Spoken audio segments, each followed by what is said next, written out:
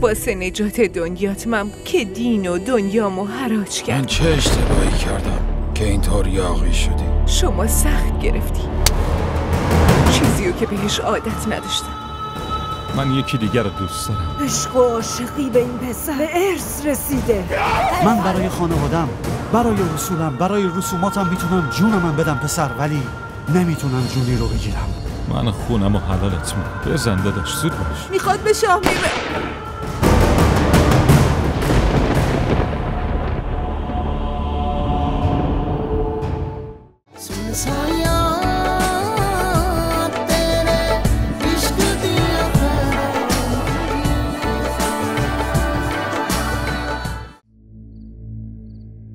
من که بهتون میگفتم این ازدواج اشتباهه. این دوتا نمیخوان با هم باشن. ولی بازم زور کردین و گفتین رسم و رسومات باید اجرا بشه. من بهتون گفتم اینا انسانن. اینا رو انسان حساب کنید. ولی کسی که با حیوونا زندگی کرده از انسانیت چی میدونه؟ چه میدونه چطور باید رفتار کنه؟ من درک میکنم زبیده، خودمم درستش میکنم. اگه که تو اینقدر الکی بالای سرم غرغر نکنی.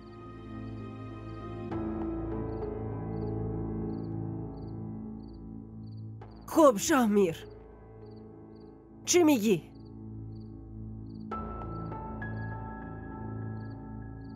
مادر جان، من یکی دیگر رو دوست دارم.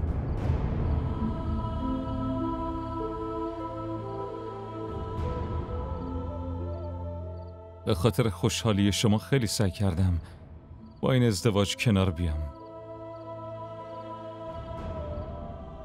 من حوری دوست ندارم. ببین شاهمیر، حوری الان فقط کسی نیست که دوستش داشته باشی یا نه. اون یه نفر از خونواده ماست. اون الان دیگه غیرت ماست. برای همینم اگه سربارت خوب باشه، اون یکی هم هر قد میخوای دوست داشته باش. صبح تا شب قربون صدقش برو. ولی زن خودتو حتی به اشتباه نخواه از زندگیت بیرونش بکنی، فهمیدی؟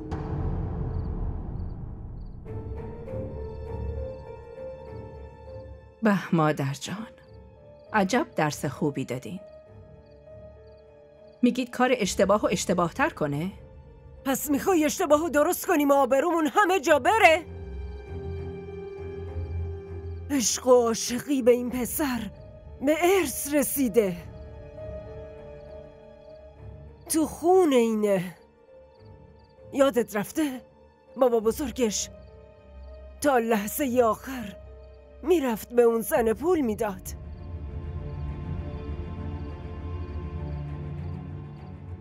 اصلا بابای خودش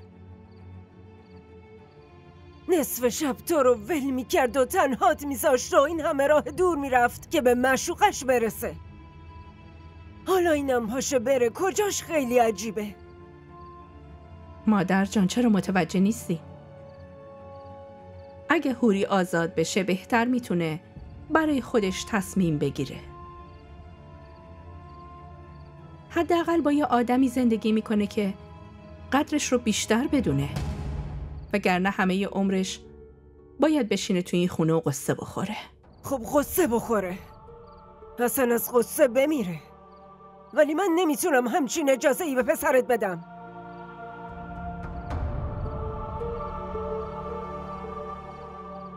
مادر جان، زمانه عوض شده. الان دیگه حرف از رسم و رسومات معنی نداره. مردم الان برای زندگی به اصول و اعتقادای خودشون پایبندن. تو اصلا حالیت نیست شاهمیر که تو چه خانواده‌ای بزرگ شدی. ما ممکنه بمیریم ولی سرمون خم نمیشه. اگه تو میخوای همچین ریشه یا نابودش کنی،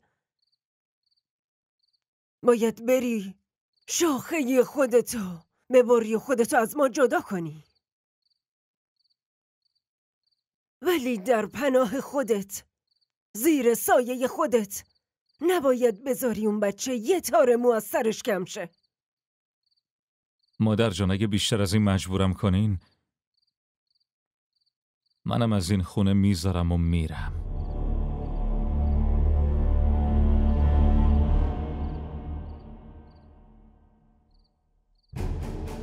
از این خونه میذاری و میری؟ اگه میخوای بری همین الان برو. مادر جان آخه این تو چه ساکت حرفیه؟ شو زبیده. از خونه خودمه. منم میدونم چطوری باد دماغشو بخوابونم. از این خونه برو بیرون. اگه خواستی برگردی اینجا با هوری برمیگردی، وگرنه تا زنده ای ریختتو نبینم. بیا برو، بیا. مادر برو جان بیرون. ولش کنید. بیا مادر برو جان بیرون. ولش کنید. میری یا نه؟ بیا. مادر جان بیا برو. اینجا چه خبره؟ از این بپرس، از خودش بپرس. شاهمیر؟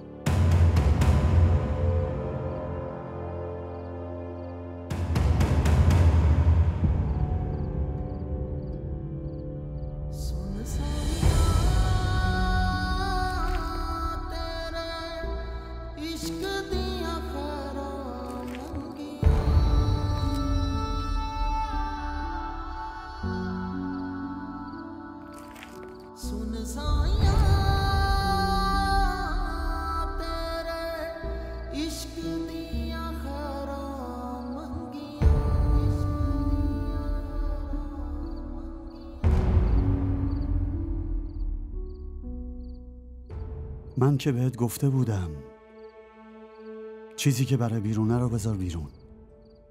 تو نباید رازتو فاش کنی. این مسخره بازی ها برای چیه؟ این مسخره بازی نیست داداش، حقیقته. من نمیتونم با هوری زندگی کنم.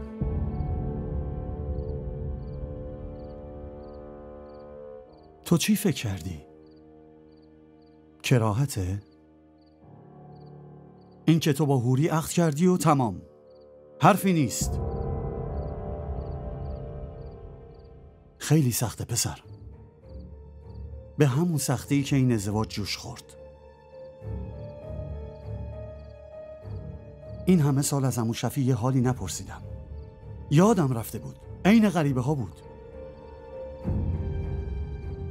ولی خواسته بابا رو، وصیتش رو بهش عمل کردم. اونم مجبور بود که این ازدواج رو قبول کنه. الانم ما مجبوریم که این ازدواج رو حفظ کنیم.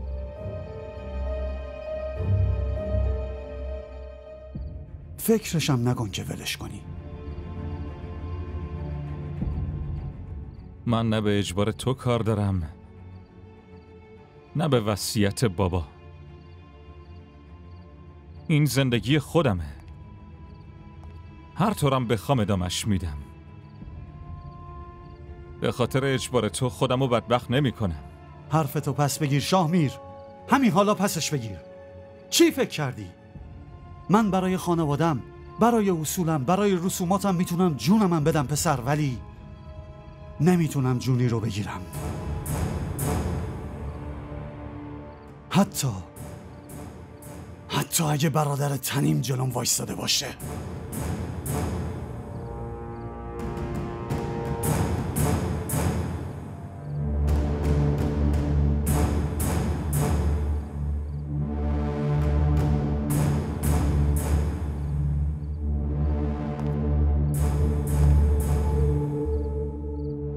من خونم و حلالت میکنم. بزن داداش، زود باش.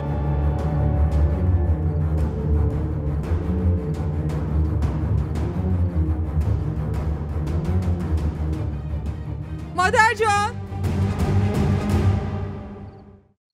مادر جان، مادر جان. چی شده دختر؟ حرف بزن. مادر جان، این قیصر میخواد به شاهمیر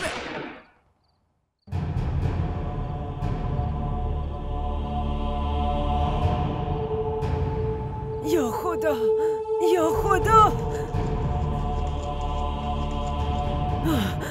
قیصر، قیصر، چی کار میکنی؟ داشتی برادرتو میکشتی. نمیکشتمش، من داشتم خودمو میکشتم. مرده بودم اگه این احمق جلومو نگرفته بود.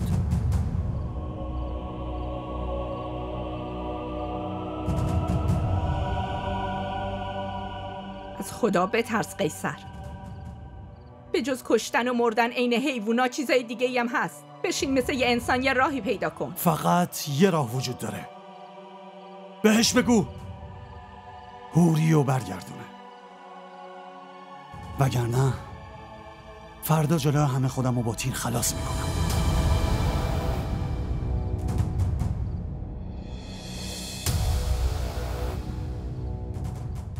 مسئولیتشم با اینه.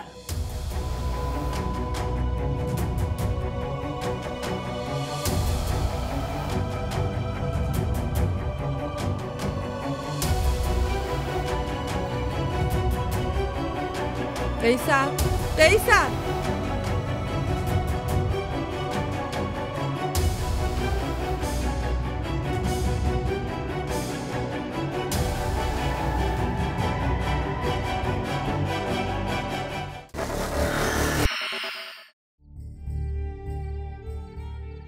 بهت یاد دادم تا قله بالا بری.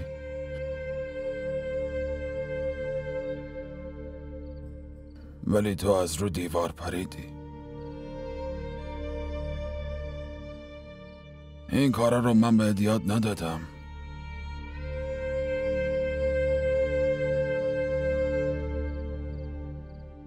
هر جایی تو این دنیا تنها میرفتی،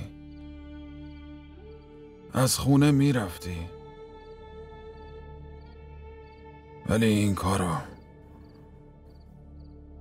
نمی کردی دخترم.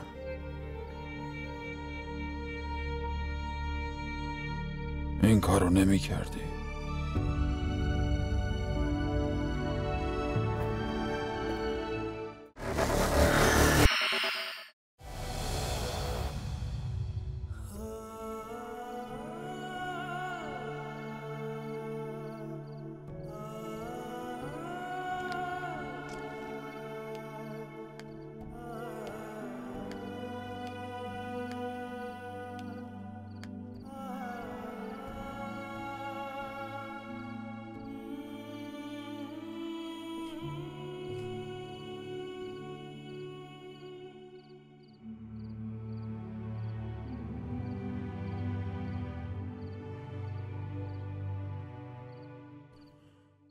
به خاطر تو گناه کردم هوری.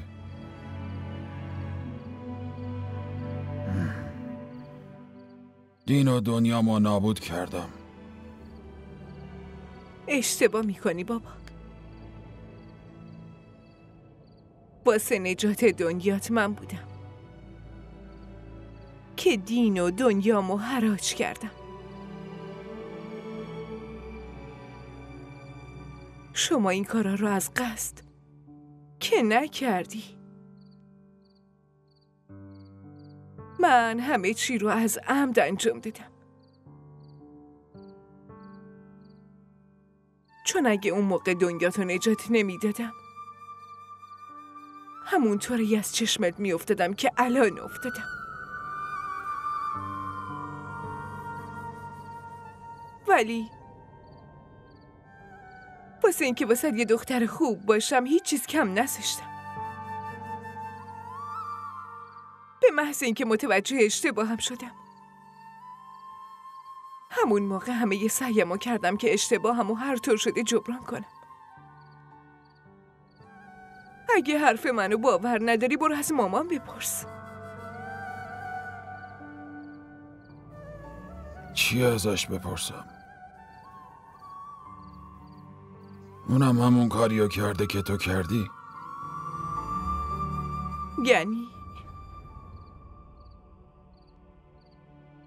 یعنی ما زنا بلد نیستیم عاشق باشیم؟ نه عاشق بابامون، نه شوهرمون، نه پسرمون، ما فقط بلدیم بترسیم. دین چی میگه؟ مردم چه فکری میکنن؟ فامیل چی میخواد؟ ما حواسمون فقط به این چیز هست.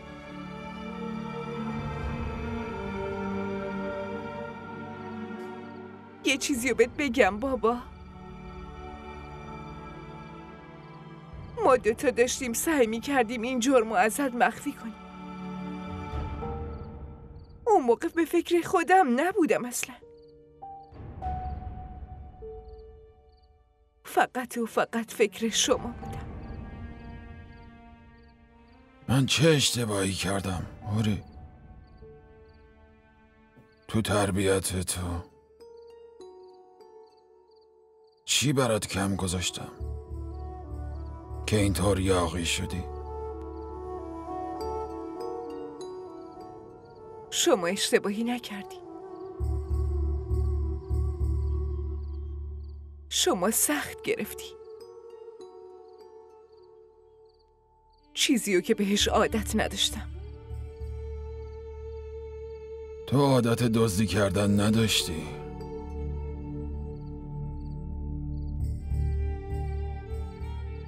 بهت یاد دادم تا قله بالا بری.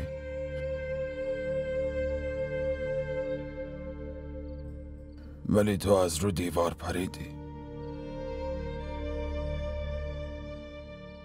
این کارا رو من بهت یاد ندادم.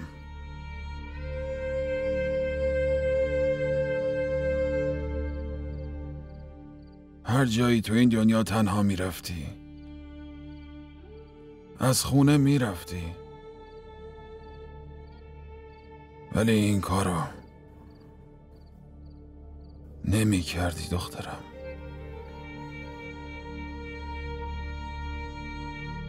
این کارو نمی کردی.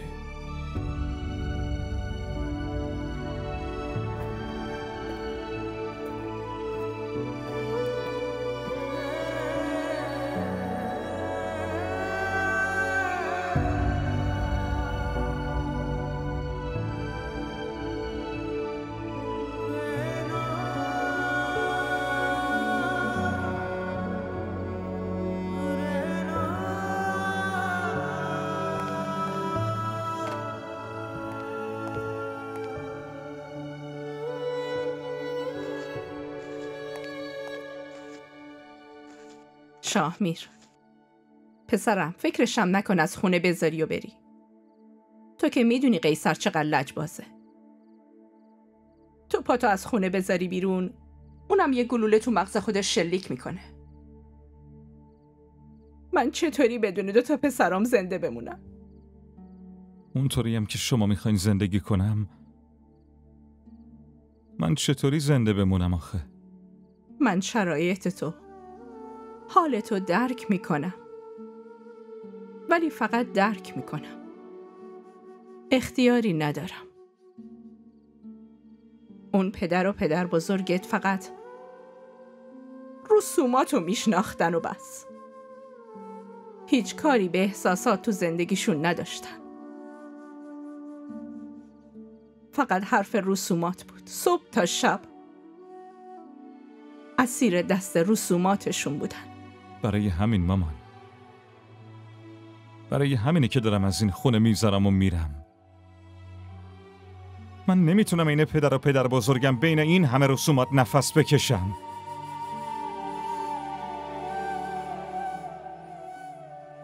اگه هم بخواین به زور نگهم دارین، ذره ذره میمیرم مادر.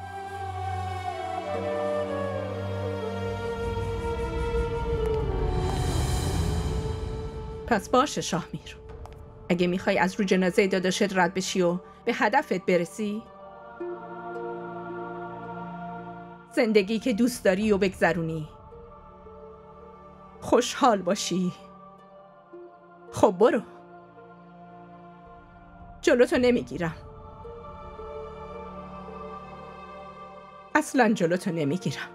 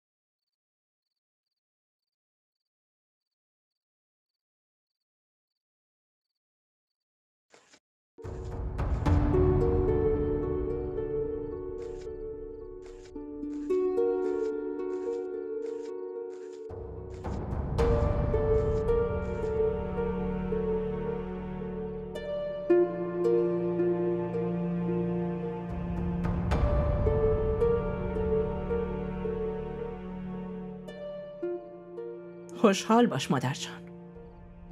به خاطر رسوماتتون 2 زندگی دیگه هم داره نابود میشه. یکی داره از خونه میذاره و میره، اون یکی هم از دنیا. هر تصمیمی میخواین بگیرین، همین امشب بگیرین. از فردا یا رسومات شما ادامه دارن یا فقط عذاب.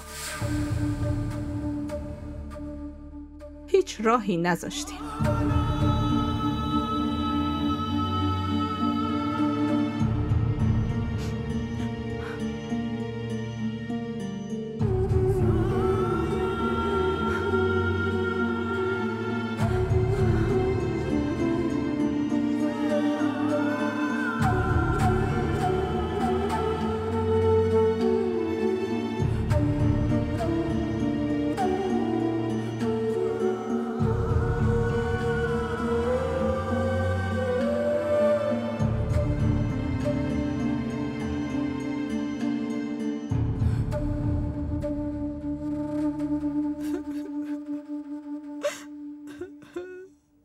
ساکت شو ربیه، ساکت، وگرنه عقدمو از شارمیر سرتو خالی میکنم. خب خالی کن قیصر، اصلا بیا منو بکش. به دست خودت بمیرم بهتر از اینه که بیمه بشم. تو اصلا به فکر من نیستی، به فکر جون خودت نیستی، حداقل به فکر بچت باش. اون طفل معصوم تقصیرش چیه آخه؟ واسه چی باید به خاطر این لجبازی مسخره تو یوم یتیم بشه؟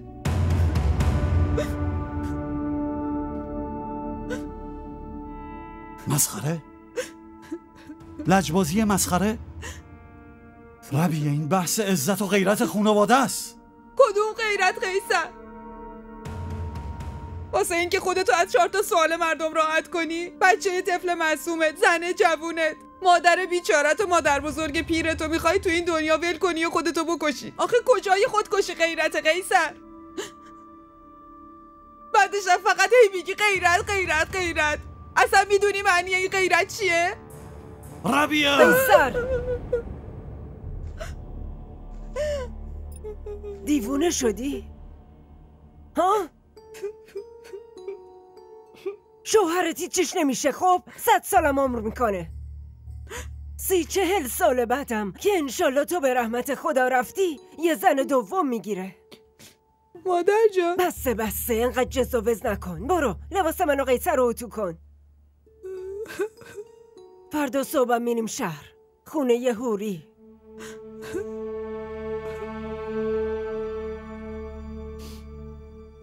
چیو داری نگاه میکنی؟ برو.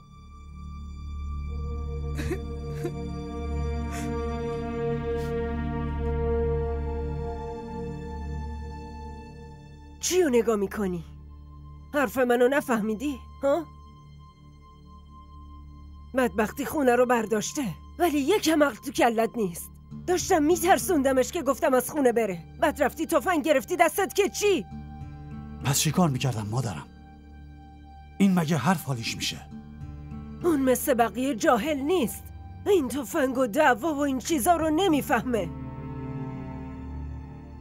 الان باید با محبت و زبون خوش حالیش بکنی. برای حل این مشکلم باید از سیاست استفاده کنیم.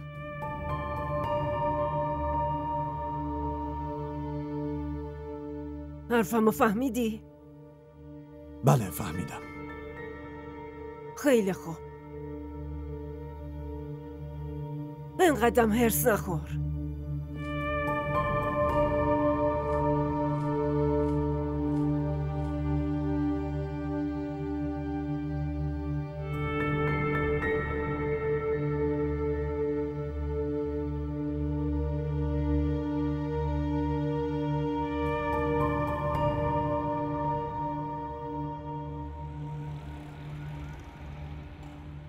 به نظر من همچین سکوتی از طرف اونا نشون از یه طوفان داره.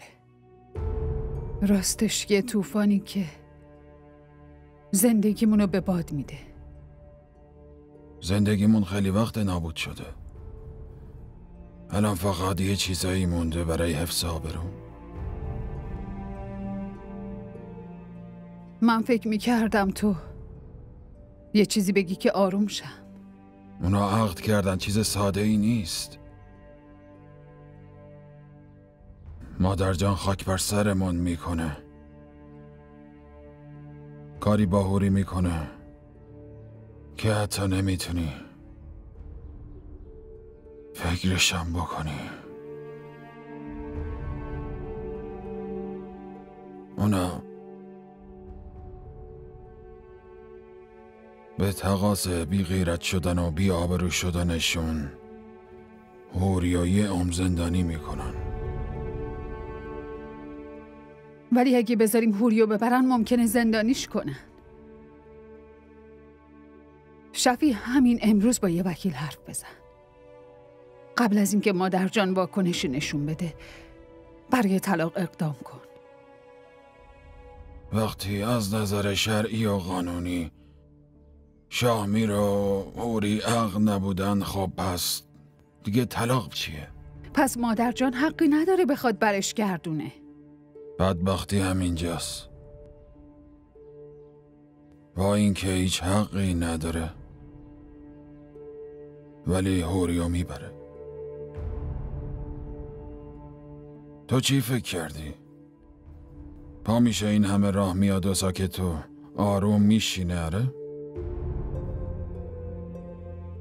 تا عمر داره دست از سر حوری بر نمیداره. یعنی منظور چیه که دست از سرش بر نمیداره؟ حوری مگه یه قطعه زمینه یا اینکه ارث کسی آخه؟ آره؟ خانم جون، خانواده شوهر حوری خانم اومدن.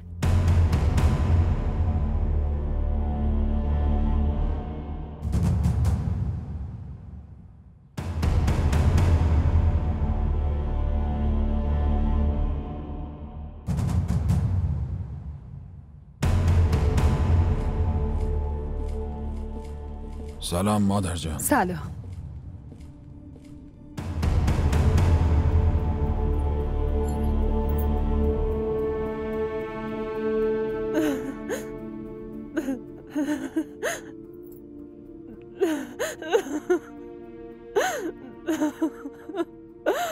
شفی محمد. مادر جان. مادرتو ببخش پسرم. این بچه دیگه برام روی نذاشته که حتی دستتو بگیرم. مادر جان انقدر گریه نکنین. عروسم، دخترم،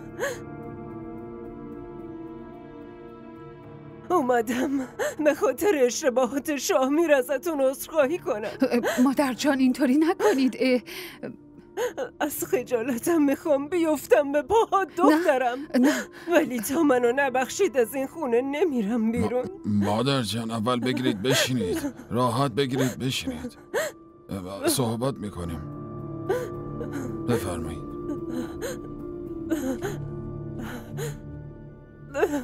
بفرما. بشینید آروم باشید. بفرمایید آب بخورید. آب.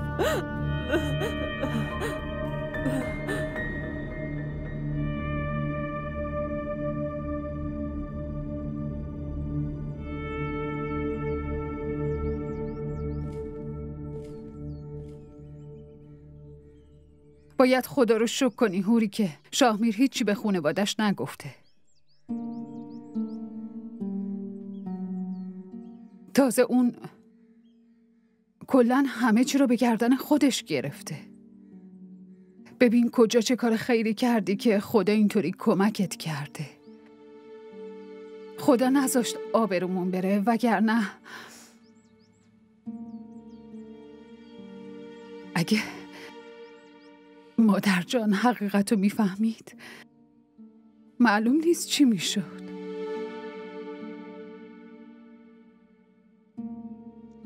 حوری من که حس میکنم شاهمیر با وجود اینکه همه چی رو فهمیده بازم میخواد با هم زندگی کنی. برای همین مادر جانو فرستاده اینجا. من باهاش بر نمیگردم مامان.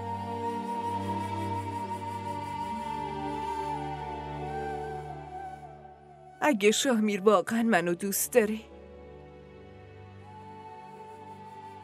طلاق میگیرم و بعد میرم تو زندگیش. شما هم یه کاری کن مادر جانو بفرست بری.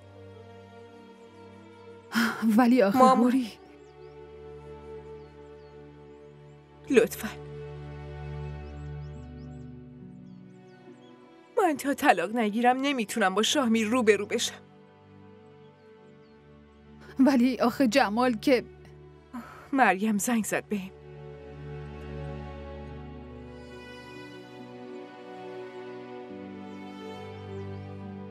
به جمال گفته که برگرده. مامان خدا داره بهمون یه فرصت میده. همه چی درست میشه.